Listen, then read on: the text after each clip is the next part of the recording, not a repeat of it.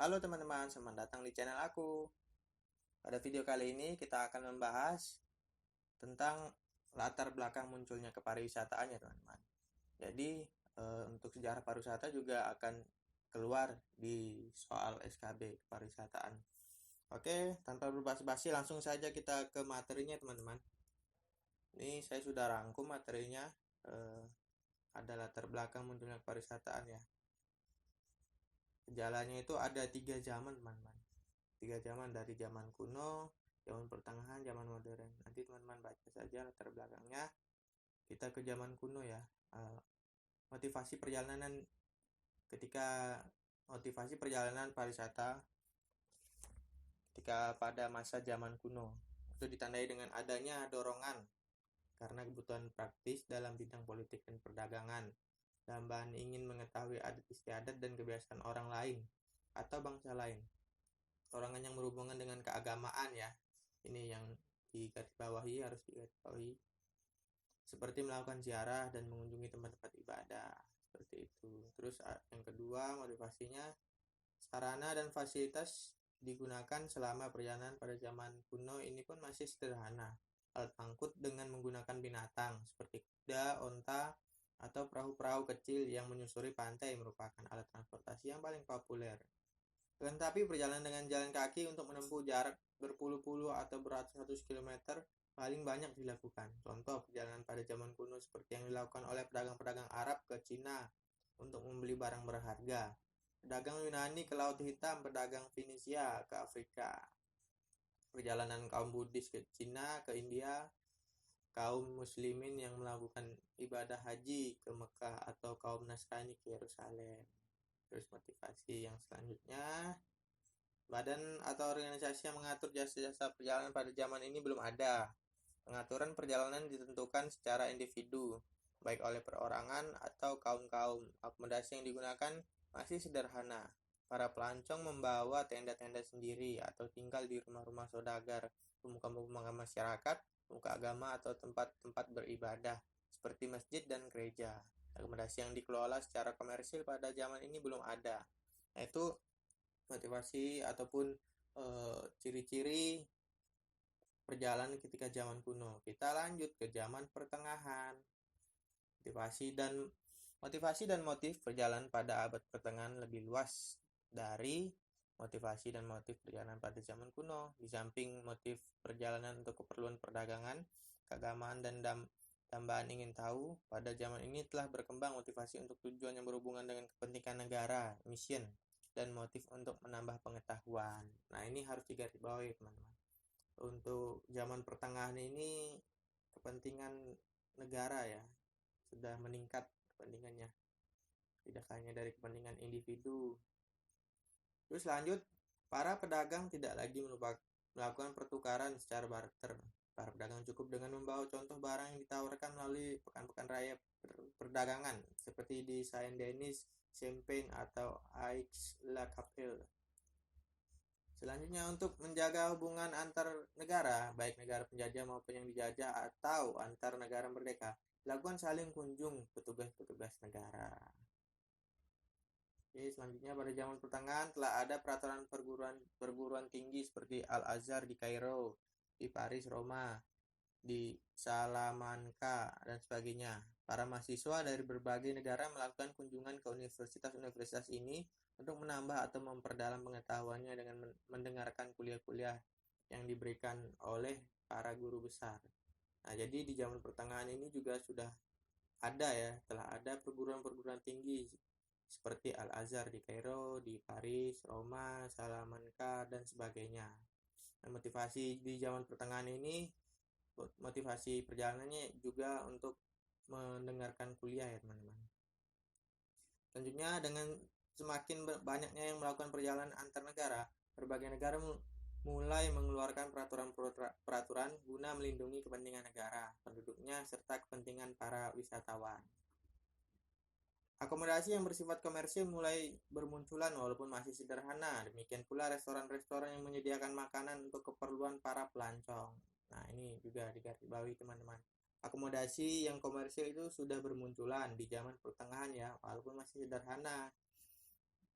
seperti restoran-restoran, terus keperluan makan para pelancong, dan akomodasi itu tempat menginapnya.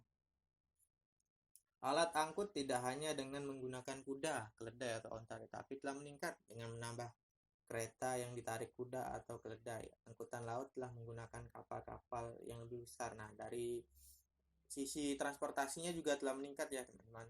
Untuk di zaman pertengahan ini melakukan perjalanan itu tidak lagi menggunakan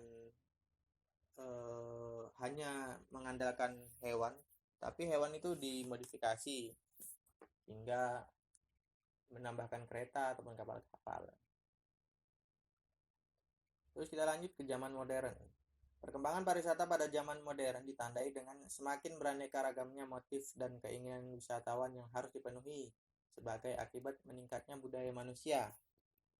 Terus formalitas atau keharusan para pelancong untuk membawa identitas diri bila mengunjungi suatu negara mulai diterapkan. Jadi mulai ada identitas yang harus disiapkan gitu pada zaman modern ini. Gitu. Oke, selanjutnya tempat-tempat penginapan, akomodasi ini dikelola secara komersil tumbuh dengan subur. Oke, ya jelas ya. Timbulnya revolusi industri di negara-negara barat telah menciptakan alat angkut yang sangat penting dalam perkembangan pariwisata. Diketemukan mesin uap, mulai diperkenalkan angkutan kereta api dan kapal uap, dan menggantikan alat angkut yang menggunakan binatang.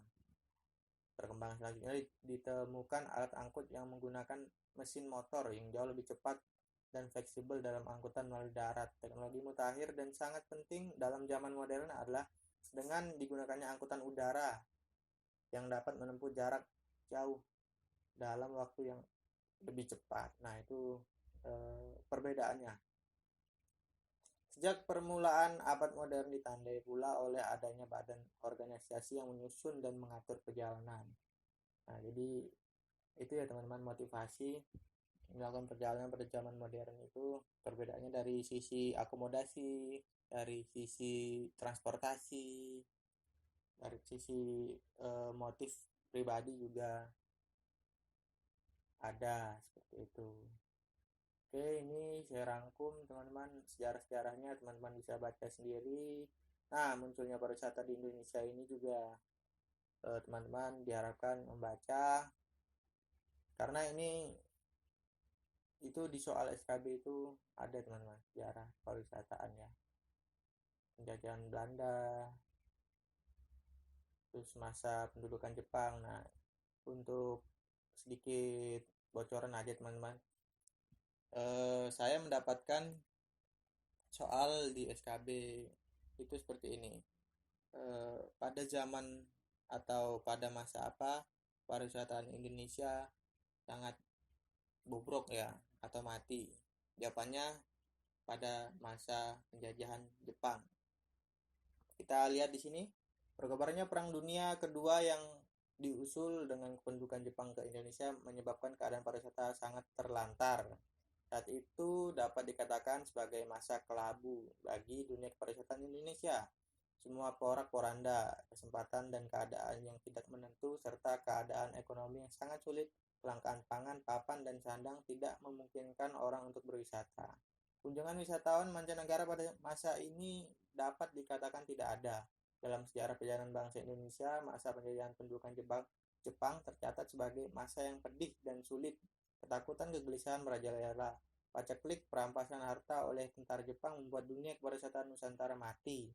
Banyak sarana dan prasarana publik dijadikan sarana untuk menghalangi masuknya musuh dalam suatu wilayah. Objek wisata terbengkalai dan tidak terurus. Banyak hotel yang diambil alih oleh Jepang dan diubah fungsi untuk keperluan rumah sakit, asrama, dan hotel-hotel yang lebih bagus. Disita untuk ditempati para perwira Jepang. Data dan informasi pariwisata dalam masa pendudukan Jepang dapat dikatakan tidak tersedia. Nah, itu teman-teman. Jadi itu sedikit bocoran ya teman-teman, saya mendapatkan soalnya. Nanti kalau misalnya ada pertanyaan mengenai kepariwisataan, kapan keadaan pariwisata di masa pendudukan Jepang itu mati ya teman-teman, karena semua fasilitas umum itu dijadikan sebagai alat penghalang atau istilahnya benteng lah teman-teman, atau di fasilitas untuk perang gitu ya. Jadi fasilitas umum digunakan fasilitas perang. Nah itu teman-teman. Oke, setelah merdeka kita lanjut. Ini teman-teman bisa baca sendiri ya. Kondisi pariwisata setelah pemberlakuan otonomi daerah. Ya teman-teman bisa membacanya sendiri. Dan saya juga sudah menyiapkan pertanyaan, jadi supaya teman-teman lebih yakin lagi, lebih mengerti lagi materi tentang sejarah kepariwisataan ini, ada beberapa pertanyaan, silakan teman-teman jawab dan cari tahu ya teman-teman. Oke, sampai di sini video kali ini. Semoga bermanfaat untuk teman-teman yang akan mempersiapkan SKB pariwisata ya. Saya doakan semoga semuanya lolos dan menjadi ASN. Amin. Oke, sampai jumpa di video selanjutnya. Bye.